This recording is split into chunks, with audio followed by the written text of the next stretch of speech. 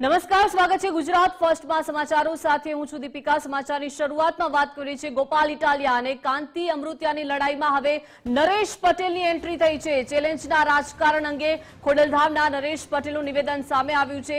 પ્રજાએ ધારાસભ્ય બનાવ્યા તો 5 વર્ષ પૂરા કરવા જોઈએ તેવી વાત નરેશ પટેલે કરી છે। વારંવાર ચૂંટણીઓના કારણે પ્રજાના રૂપિયા વેડફાય છે, મારી પાસે કોઈ પ્રશ્ન લઈને આવશે તો હું નિરાકરણ કરીશ તેવી વાત નરેશ પટેલે કરી છે। હું એમ કહીશ કે જ્યારે યુવાનોની વાત આવે, દેશની વાત આવે, આપણા સ્ટેટની વાત આવે ત્યારે રાજકારણને પર રાખી કોઈ પણ પાર્ટી હોય પણ જે સાચી વાત હોય સાચી વાત કરવી હોય। રાજીનામા કેટલા યોગ્ય નરેશભાઈ? કેમ કે એક ચૂંટણીમાં 3-3 કરોડ રૂપિયાના ખર્ચ વહીવટી તંત્ર, લોકોને પણ સમયની વેડફાટ। આપની વાત બિલકુલ સાચી છે। હું એમ માનું છું કે જેને જે પણ પ્રતિનિધિ ચૂંટાઈને આવતા હોય અને એટલીસ્ટ 5 વર્ષ એ લોકોએ સતત કામ કરવું જોઈએ। મારી સમક્ષ પ્રશ્ન કોઈ પણ આવશે તો કોઈ પણ પ્રશ્નોનો હલ કરવાનો હંમેશા અમે કોશિશ કરતા હોઈએ છીએ। સહયોગી વિકાસ લાઈવ જોડાઈ ગયા છે। વિકાસ, ચેલેન્જના રાજકારણમાં હવે નરેશ પટેલનું નિવેદન સામે આવ્યું છે। જણાવ્યું છે કે 5 વર્ષ પ્રજાએ ચૂંટ્યા છે તો હવે 5 વર્ષ પૂરા કરવા જોઈએ। આ ચેલેન્જના ચક્કરમાં આ બંને જણાએ ચૂંટણીને મજાક બનાવી દીધી હોય તેવું લાગી રહ્યું છે।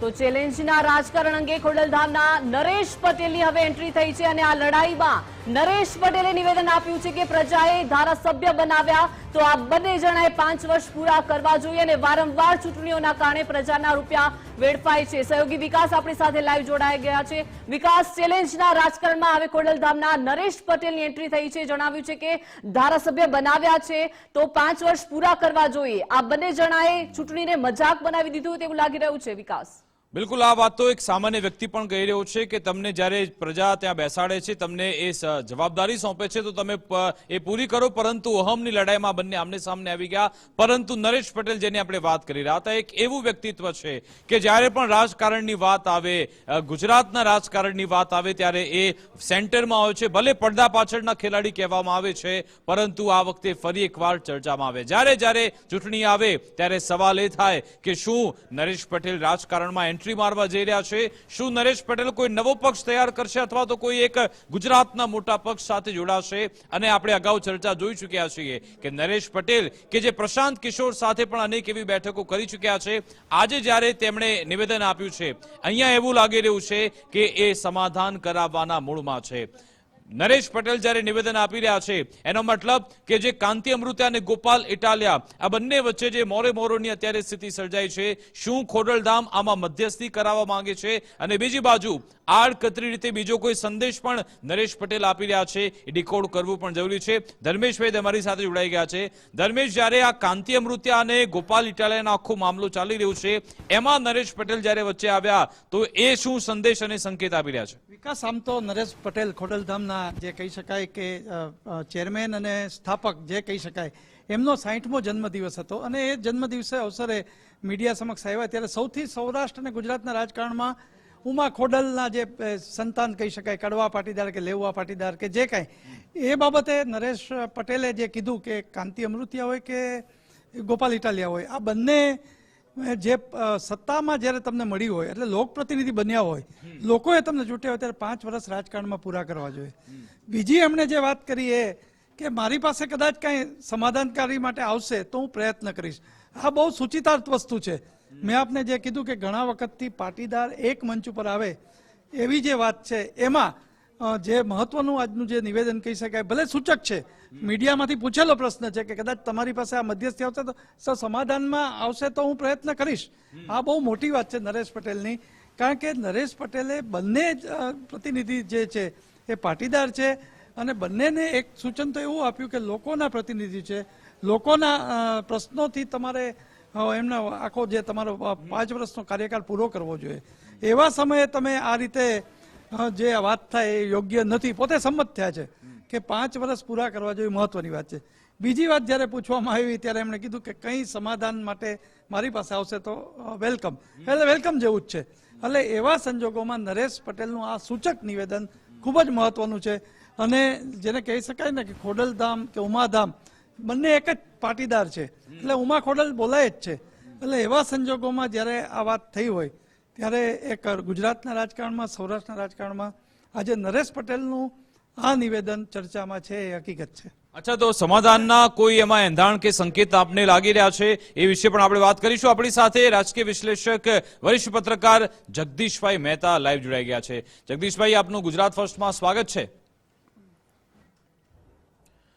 જગદીશભાઈ, નરેશ પટેલ હવે આ મોરોની લડાઈમાં આવ્યા છે. એમણે કહ્યું કે તમને 5 વર્ષ જનતા ત્યાં પદ પર બેસાડે છે, એ પછી તમારે 5 વર્ષ પૂરા કરવા જોઈએ. નરેશ પટેલનું આ નિવેદન કઈ રીતનો સંકેત અને સંદેશ આપે છે, આપને શું લાગે છે?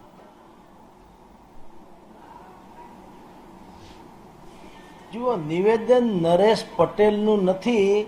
આજે એનો જન્મદિવસ છે એટલે પત્રકારો ત્યાં ગયા. હેલો, જી સાંભળીએ. હેલો, જી અવાજ આવે છે આપનો, બોલો. હા, અવાજ આવે છે? અવાજ આવે છે, બોલો. હા, કઈક વચ્ચે ડિસ્ટર્બન્સ આવે છે એટલે કહું છું. હા, ઓકે. નરેશ પટેલનો આજે જન્મદિવસ હતો અને જન્મદિવસ હોવાને કારણે પત્રકારો ત્યાં ગયા હોય અને સ્વાભાવિક જ નરેશ પટેલને પત્રકારોએ પૂછ્યું કે ભાઈ તમે અત્યારે જે આ પાટીદારોમાં લડત ચાલે છે, એક કોર ગોપાલ ઇટાલિયા છે, એક કોર મોરબીના ધારાસભ્ય કાંતિ અમૃતિયા છે, ભલે બંને ગમે તેમ પક્ષમાં ગમે તે હોય પણ અંતે તો પાટીદાર સમાજને જ નુકસાન થાય ને બંને ઝઘડે તો.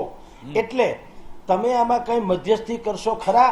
એટલે એણે કીધું કે હું આમાં મધ્યસ્થી કરીશ, બંનેને સમજાવીશ. કારણ કે નરેશ પટેલ લેવા પાટીદારોની જે સર્વમાન્ય સંસ્થા જે છે ખોડલધામ, એના તેઓ શ્રી સર્વે સર્વા છે. એટલે એણે એક વડીલની ભાષામાં કહેવાય એમ એણે કીધું છે. હેલો, જી આપનો અવાજ આવે છે, બોલો. જી અવાજ નથી આવતો? હેલો, અવાજ આવે છે જગદીશભાઈ આપનો? ઓકે. એટલે સવાલ ઓકે.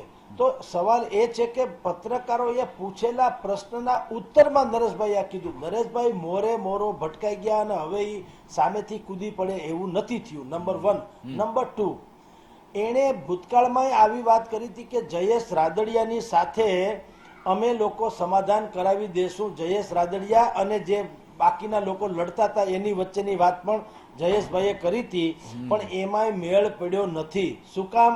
હવે નરેશ પટેલનું સ્થાન કે કદ કે પદ એવું નથી રહ્યું જેવું અગાઉ હતું. ખોડલધામના પ્રણેતા તરીકે ઠીક છે, પણ એના કહેવાથી કોઈ માની જાય કે પોતાની જીદ પડતી મૂકે એવું છે નહીં. એટલે નરેશભાઈએ અત્યારે મોરો ભટકાવવા સમાધાનની જે વાત કરી છે એ ખાલી નિવેદન છે, એની અમલવારી થાય કે એટલું જરૂરી નથી કે સંભવ બને, પરંતુ કોશિશ કરવામાં કઈ વાંધો નથી. એટલે કર્યું હોય તો સારી વાત છે. હવે જોઈએ છીએ શું થાય છે. જી, પણ આમાં જગદીશભાઈ, જો તમે કહ્યું ને કે પત્રકારોએ પૂછ્યું હતું, તો નેતાઓ અને સમાજના નેતાઓ આ રીતના સવાલોની રાહ જોતા હોય છે કે ક્યારે સવાલ પૂછે ને પછી હું આવા નિવેદન આપી દઉં, અને બની શકે કે નરેશ પટેલ પણ એની રાહ કદાચ જોતા હોય. આપને લાગી રહ્યું છે કે આ જે મામલો છે ગોપાલ ઇટાલિયા અને કાંતિ અમૃતિયા નરેશ પટેલ વચ્ચે આવે તો મધ્યસ્થી જેવું આપને ક્યાંય લાગી રહ્યું છે ખરા? ના, આ સમાજનો મામલો નથી, પોલિટિકલી મામલો છે. અને એ 12 તારીખને સોમવારે ગાંધીનગરમાં શંકરસિંહ ચૌધરીની કેબિન બહાર આ બધું સમાધાન થઈ જવાનું બુદ્ધિપૂર્વક. આપની જાણ ખાતર આ તો એક પ્રકારની ગુસ્તાખી છે. એમાં જરૂરી નથી કે નરેશ પટેલે કૂદી જવું પડે અને સમાજમાં બે ફાટા પડે, એવું કાંઈ છે નહીં. આમાં સમાજ ક્યાંય આવતો પણ નથી.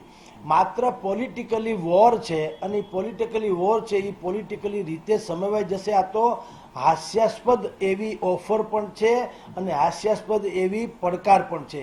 કોઈએ કોઈને કીધું હું અહીંથી બેઠો બુશ સાંભળી લે. બુશ ક્યાંથી સાંભળી લે? હું કહું છું એ બચ્ચુભાઈ સાંભળતા નથી. બુશ ક્યાંથી સાંભળે? એમ કાંતિભાઈ અમૃતિયાએ કીધું વિસાવદરથી ભાઈને કયો ગોપાલ ઇટાલિયાને મારી સામે લડે. એટલે ભાઈ એ વિસાવદરના ધારાસભ્ય, તમે મોરબીના ધારાસભ્ય, હજી ગોપાલ ઇટાલિયાએ શપથ નથી લીધા તો રાજીનામું ક્યાંથી આપે? હજી અધિકૃત રીતે તો ધારાસભ્ય નથી આમ જુઓ તો. એટલે રાજીનામાનો પ્રશ્ન ગોપાલનો નથી. મૂળ તો શું છે, તમે મોતને બાંધો ને તો તાવ આવે. એટલે ગોપાલિયાને તમે આટી લ્યો, ગોપાલ ઇટાલિયાને, તો એમ કે ન્યા જે નાના કાર્યકરો જે છે, પંકજભાઈ કરીને એક છે, એ ત્યાં મોરબીમાં આમ આદમી પાર્ટીના નેતા છે. તો સ્વાભાવિક છે કે એ ગોપાલભાઈને ટાર્ગેટ કરે તો નાના પત્રકાર એટલે જે કાર્યકરો હોય એ એમ કે દબાઈ જાય.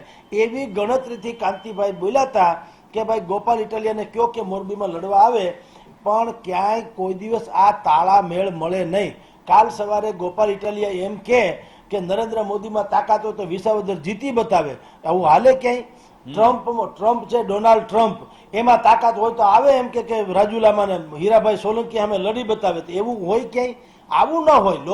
લોકતંત્રમાં દરેકનો પોતાનો એક ઇલાકો હોય. આપણે ગામડામાં તો કહેવત છે કે દરેક શેરીમાં કૂતરું પણ સિંહ જેવું હોય, કારણ કે એ એનો ઇલાકો હોય.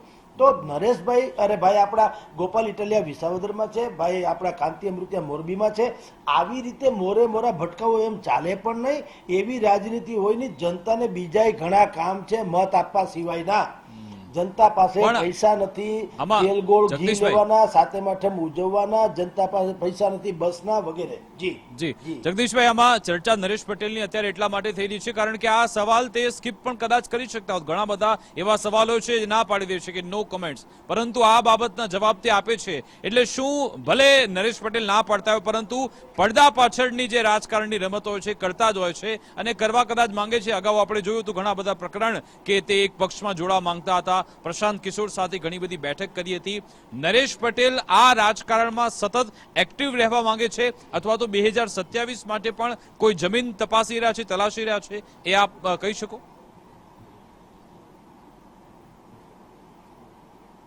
જુઓ, નરેશભાઈ પટેલને દર ચૂંટણી ટાણે રાજનીતિ ખેલવાના ગલગલિયા થયા કરે. એને આ જૂની ટેવ છે. ચોમાસામાં વરસાદ આવે, શિયાળામાં ટાઢ પડે, ઉનાળામાં તડકો આવે, એમ ચૂંટણી ટાણે નરેશભાઈ ગમે ત્યાંથી ત્રાટકે અને આવી રીતે એક મટકું મેલી દે એટલે એના નામે બધી રાજનીતિ ચાલે. નરેશભાઈ પટેલ પાસે કાવડિયા અઢળક છે એટલે બધા એનું સાંભળે. એ એમ માને છે નરેશભાઈ કે પાટીદાર સમાજ એની પર ઓળઘોળ છે. એવું બધું કાંઈ છે નહીં. કોઈ નરેશભાઈ પોતાનું સ્ટેન્ડ ક્યારે નક્કી નથી કરી શક્યા કે સમાજે શું કરવું. એનું જોક કોંગ્રેસ તરફ હોય છે, એનું સેટિંગ પાછું આમ આદમી સાથે હોય છે અને વાતું પાછી ભાજપારે, શરણાગતિ ભાજપારે હોય છે. હવે ક્યાં નક્કી કરવું? મને કયો, કોણ તમને મદદ ક્યાં કરવું?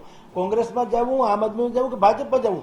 જો સમાજની પાસે એક જે નેતૃત્વ કહેવાય ને વિઝનરી હોવું જોઈએ ને, બિલકુલ સ્પષ્ટ હોવું જોઈએ કે તમે શું કરવા માંગો છો, તો સમાજ નક્કી કરે. હવે તમે ભાજપ સાથે શરણાગતિ સ્વીકારો, કોંગ્રેસ સાથે ડીલ કરો અને તમારું અડધો પડધો મત તમારું જો આમ આદમીમાં હોય તો નક્કી શું કરવું કે તમે શું કરવા માંગો છો. નરેશભાઈને આવા ખાલી દર ચૂંટણીમાં ગલગલિયા થાય છે ને, એને કારણે થયું છું આખો જે પાટીદાર સમાજ જે છે એ ખરેખર દિશાહીન બની ગયો. એટલે પાટીદાર સમાજનો અત્યારનો મોટા ભાગનો વર્ગ જે છે એ નરેશભાઈ કરતા પણ જયેશભાઈ રાદડિયા તરફ વધુ ઝૂકેલો દેખાય છે કે એક કન્ફર્મ તો છે કે ભાજપમાં છે, પછી વાત પૂરી થઈ ગઈ. અને એ માણસ અડધી રાતનો હોકારો થયો. નરેશભાઈ તો પહેલા તો મહિનામાં 15 દી તો પરદેશ હોય છે, બાકી એને અનુકૂળતા હોય તો કોકને મળે છે, બાકી નરેશભાઈને મળવું હોય તો એ 3 લેયર જેવું છે. તમારે વચ્ચે મેટલ ડિટેક્ટરની જેમ 3-4 ગાળા તમે પસાર કરો પછી નરેશભાઈ મળે. તો જનતાને કેવા માણસની જરૂર છે? ધૂળ ધોયા માણસની જરૂર છે. અડધી રાતના હોકારાની જરૂર છે, જેના ખભે માથું મૂકીને 2 આંસુ પાડી શકાય એવા લોકોની જરૂર છે. નરેશભાઈ ઈ ક્વોલિટી નથી. ધાર્મિક સંસ્થાના વડા છે અને પોતાની ઉપર બીજો કોઈ દાગ નથી, બધું સમજ્યા. પણ નરેશભાઈના ઘરે તમે જઈને જાઓ તો બાજરો લઈને પાછો આવો એવું કાંઈ છે નહીં. એટલે એની વાતનું કોઈ વજન નથી. દર વખતે એને આવું ગલગલિયા થાય એવા પ્રશ્ન પૂછે અને એનો જવાબ આપે. That's all. બિલકુલ સાહેબ, હવે અંતિમ સવાલ કે જે મોરબીમાં જે થયું છે અને કાંતિ અમૃતિયા જે કર્યું, શું એવું આપને લાગી રહ્યું છે કે એમણે એ કુહાડી પર પગ નથી માર્યો, પરંતુ એમ જે ત્યાં જઈને કુહાડી ત્યાં આખી પગ કપાઈ જાય એ રીતની પરિસ્થિતિ કરી નાખી? કારણ કે સામે ચાલીને બધું સમૂહ સૂત્ર શાંત હતું અને પછી ગોપાલ ઇટાલિયાને આમંત્રણ આપી દીધું અને આ લોકોને તો દોડવું હતું, ઢાળ મળી ગયો. શું અહીંયા મોરબીમાં ભાજપ માટે કોઈ મોટો પડકાર ઉભો થઈ શકે છે આપને લાગે છે આ રીતના પ્રકરણથી?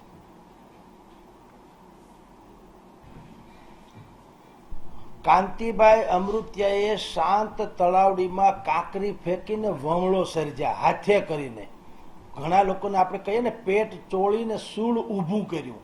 એણે નરેશ પટેલ, અરે ભાઈ આપણે ગોપાલ ઇટાલિયાને એને છંછેડવાની જરૂર જ નહોતી. એણે એની જે નિકટમાં નિકટ મોરબીમાં એને કોણ આમ આદમી પાર્ટીનો માણસ નડે છે તો નડે એનું નામ છે પંકજભાઈ રાણસરિયા. એ આમ આદમી પાર્ટી વતીથી ભૂતકાળમાં કાંતિભાઈ અમૃતિયાની સામે ચૂંટણી લડી ચૂક્યા હતા અને હારી ચૂક્યા હતા.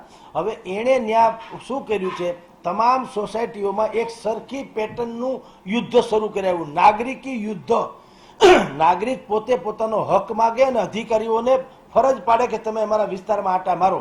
હવે આ ફોર્મ્યુલા સફળ થઈ અનેક સોસાયટીઓમાં. ત્યાં સનાળા રોડ છે ત્યાંથી શરૂ કરો તો ચિત્રકૂટ સોસાયટી છે, નાની કેનાલ રોડ છે, કન્યા છાત્રાલય રોડ છે, પંચાસરા રોડ છે, આવી અનેક રોડમાં એક કોમન પેટર્નથી આંદોલન શરૂ કર્યું જનતાએ. જનતાએ આંદોલન શરૂ કર્યું અને અધિકારીઓને ઘોડી વાળી દીધા આપણી ભાષામાં. કલેક્ટરે આવવું પડ્યું અને કલેક્ટરે જોયું કે અહીંયા રોડ રસ્તા ખરાબ છે. એણે અડધું પાયસું પોતાના પાટલુના અડધા પાયચા ઊંચા કરી બૂટ મોજા પરલે એમ હાલવું પડ્યું. એટલે રાતોરાત એક જગ્યાએ ડામર પથ્થરને રોડ થઈ ગયો. એટલે ઈ જોઈને પછી બીજી સોસાયટીને સૂઝ્યું તો આપણે આવું કરીએ. એટલે વાહ વાતા નળિયું ખસ્યું અને એ દેખીને કૂતરું ભસ્યું. બહુ થયો ત્યાં શોર બકોરને કોઈ કહે મેં દીઠો ચોર. બધે ઠેકાણે ખબર પડે ઓલી સોસાયટીમાં આવું થયું તો હાલો આપણે કરીએ. મેંડા સોસાયટી દર સોસાયટીમાં નાગરિકી બેસણા થયા, બેસણા. હવે એને ઉઠમણા કરવા હોય તો અધિકારીઓએ આવવું પડે, રોડ બનાવવો પડે. આ સંજોગોમાં બધાએ કીધું તો where is the MLA of Morbi, Kantibhai મૃત્યા ક્યાં છે? ઈ ડખો થયો એટલે કાંતિભાઈ છંછેડાના અને એનાથી વળી એક જુદો ગોફણીયો ઘાવ દૂરનો થઈ ગયો કે ગોપાલ ઇટાલિયામાં તાકાત હોય તો લડે. ગોપાલ ઇટાલિયામાં તાકાત તો છે પણ એ ત્યાં શું કામ લડે? ને આમ આદમી પાર્ટી ન લડે. એટલે ગોપાલ ઇટાલિયાએ કીધું તમે રાજીનામું પેલા જગ્યા ખાલી તો કરો પછી અમે લડવા આવીએ ને. હવે એમાં એ ભરાઈ પડ્યા એટલે એને કીધું કે ચાલો 12 તારીખને સોમવારે તમે આવો મારે ત્યાં, આપણે હાલો ગાંધીનગર જઈએ, બે રાજીનામા આપી દઈએ અને પછી લડીએ. પણ રાજીનામા ક્યાંથી આપે? ગોપાલભાઈ ઇટાલિયા હજી સત્તાવાર રીતે શપથ લીધા નથી. રાજીનામાની વાત ક્યાંથી આવે? એટલે હવે ટાઈ ફીસ થવાનું. 12 તારીખે શંકર ચૌધરીની જતા પહેલા પ્રેસ કોન્ફરન્સ બોલાવશે કાંતિભાઈ અમૃતિયા અને કહેશે કે જુઓ ભાઈ હું તો બેઠો છું, હજી ગોપાલ ઇટાલિયાની રાહ જોઉં છું, હવે એ નથી આવ્યા તો મારે કઈ કરવાનું થતું નથી. એવો કોઈ ક્લાઇમેક્સ નો સીન બતાવી અને બધા ખીખી કરીને જુદા પડશે. એટલે આ વાતમાં બીજો કોઈ દમ નથી. જી બિલકુલ, આભાર જગદીશભાઈ અમારી સાથે જોડવા બદલ, સમય ફાળવવા બદલ. એટલે કે કાંતિભાઈ અમૃતિયા માટે એવું થયું છે કે બકરું કાઢતા ઊંટ પેસી ગયું છે, કારણ કે જે સમસ્યાને નજરઅંદાજ કરવા માંગતા હતા, પ્રશ્નો હટાવવા માંગતા હતા, પરંતુ એમાં હવે આમ આદમી પાર્ટી રૂપે એક પડકાર ચોક્કસ અત્યારે જોવા મળી રહ્યો છે. જી દીપિકા. જી બિલકુલ, આભાર વિકાસ જોડાયા તે બદલ.